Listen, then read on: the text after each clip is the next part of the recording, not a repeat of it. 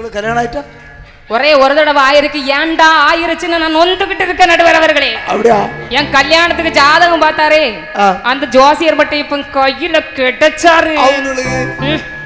கட்டிச்சு துப்பிடுவேன். அவனு ஒரு மஞ்ச பைய கொண்டுகிட்டு தெரியாம பாத்தியாளா? எனக்கு பார்த்தவனு மஞ்ச பை தான். ஒரு பாட்டு உண்டு கட்டியல நடுவர் அவர்களே.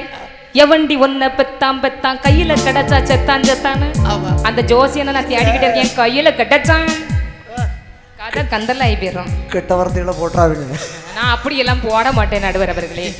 நான் கெட்ட வார்த்தையில போட மாட்டேன், ஒரேடியா போட்டுருவேன்.